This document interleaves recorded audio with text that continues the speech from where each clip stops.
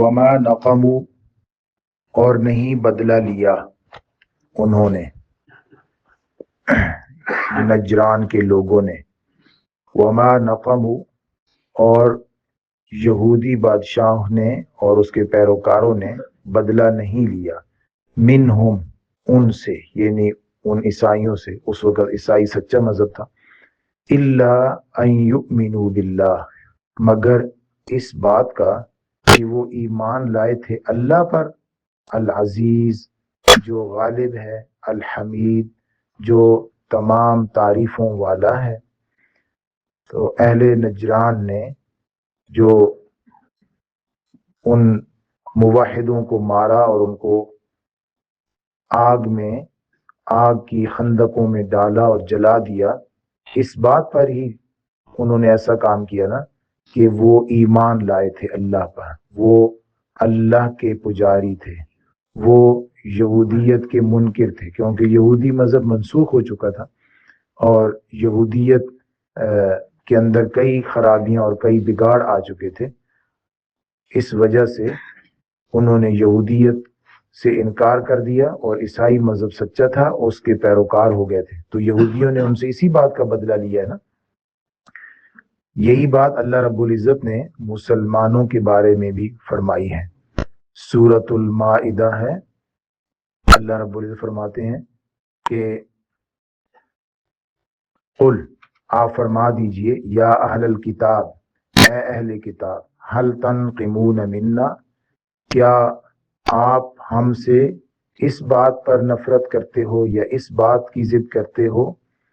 الا ان آمنا باللہ وما انزل الینا وما انزل من قبل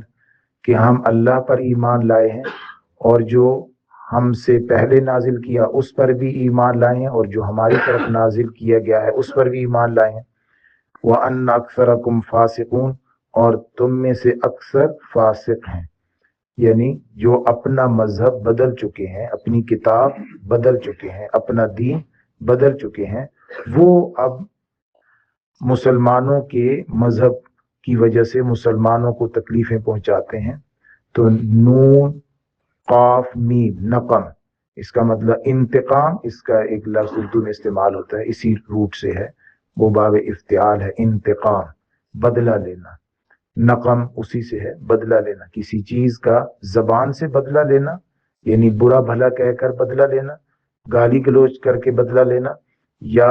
فزیکلی ہاتھ سے یا کسی چیز سے سزا دے کر بدلہ لینا، یہ ہوتا ہے نقم، دونوں طریقوں سے ہو سکتا ہے۔ وما نقموا منهم الا ان يؤمنوا بالله العزيز الحمید، تو جو اللہ غالب ہے، جو اللہ تعریفوں والا ہے، اس پر وہ ایمان لائے ہیں، اس وجہ سے انہوں نے ان کو تکلیف پہنچائی۔ پھر اللہ تعالیٰ نے اپنی اور صفات بیان فرمائی، الذی لہ ملک السماوات والارض، وہ اللہ جس کی بادشاہت ہے آسمان اور زمین میں، وہو علی کل شیء شہید اور وہ ہر چیز کو دیکھ رہا ہے۔ اللہ غالب بھی ہے اور وہ جو چاہے کر سکتا ہے، کوئی مخلوق اس کو کسی میدان میں پیچھے نہیں دھکیل سکتی، ہرا نہیں سکتی، اور آسمان و زمین میں بادشاہت بھی اسی کی ہے اور تمام تعریفیں بھی اسی کی ہیں۔ اگر اس کو کوئی مانتا ہے، اس پر کوئی ایمان رکھتا ہے، تو کئی شیطانی قوتیں اس کے خلاف ہو جاتی ہیں،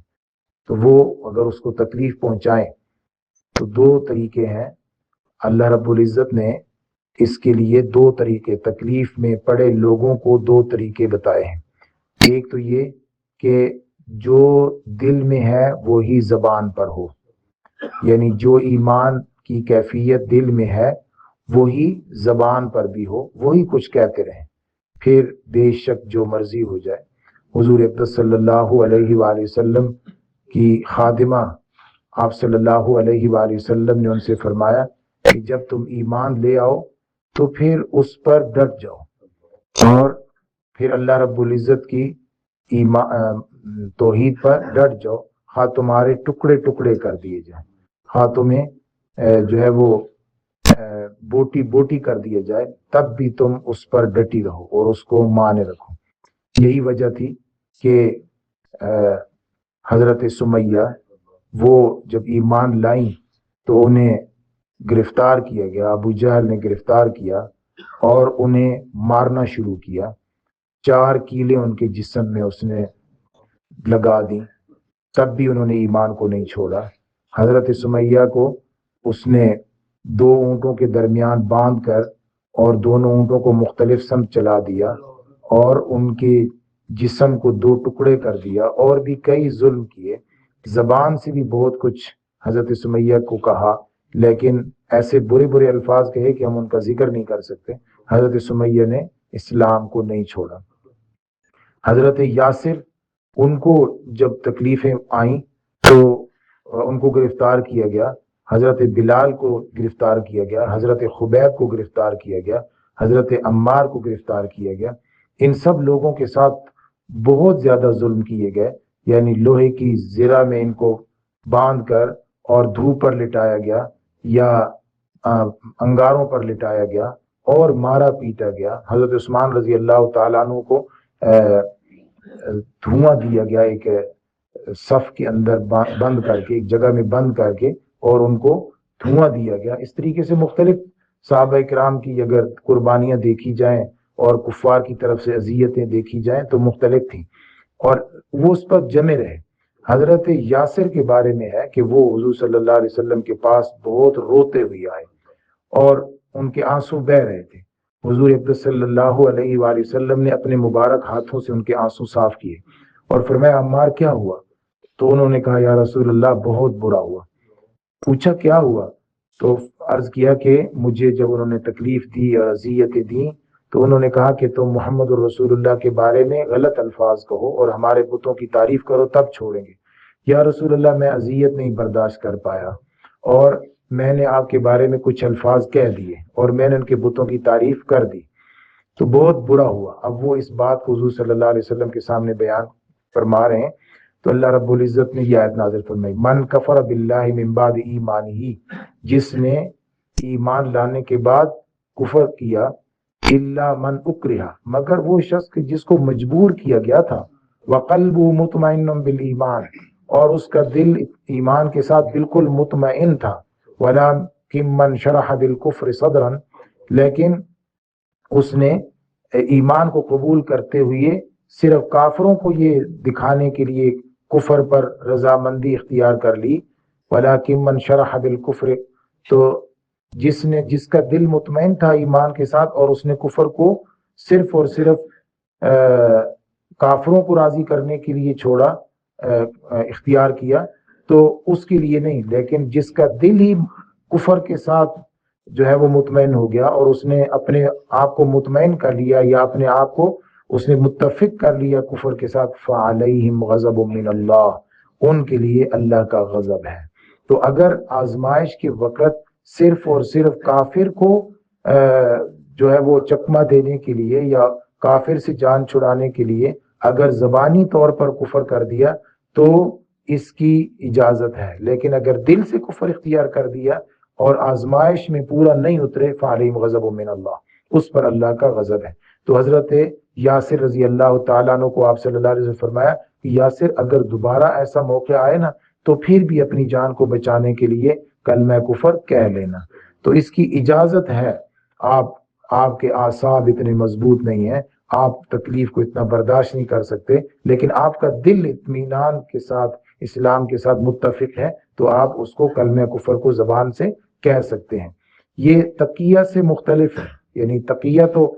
ہر وقت آپ چھوٹی چھوٹی بات پر جو ہے وہ تقیہ کر لیں، یہ تو اسلام اس کی اجازت تو نہیں دیتا، لیکن آپ کی جان پر بنی ہوئی ہو اس وقت آپ اختیار کر لیں تو اجازت ہے۔ لیکن عزیمت کس بات پر ہے؟ عزیمت یہ ہے جس کو قرآن مجید یہاں بیان کر رہا ہے کہ انہوں نے ہر طریقے کی تکلیف برداشت کی، آگ کے اندر جلنا برداشت کر لیا لیکن اپنے ایمان کو نہیں چھوڑا۔ یہ اعلیٰ درجہ ہے، یعنی جو حضرت بلال کا درجہ تھا وہ اعلیٰ درجہ تھا، حضرت عمار کا درجہ اعلیٰ درجہ تھا، حضرت سمیہ کا درجہ اعلیٰ درجہ تھا، اور حضرت خبیب کا درجہ وہ اعلیٰ درجہ تھا کہ وہ باوجود اس کے کہ ان کے جسم کو ستایا جا رہا تھا اور ناقابل بیان تکلیفیں ان کو دی جا رہی تھیں، لیکن وہ پھر بھی زبان پر کلمہ اسلام ہی کو احد احد کی ہی آوازیں ان کی زبان سے آ رہی تھیں۔ لیکن حضرت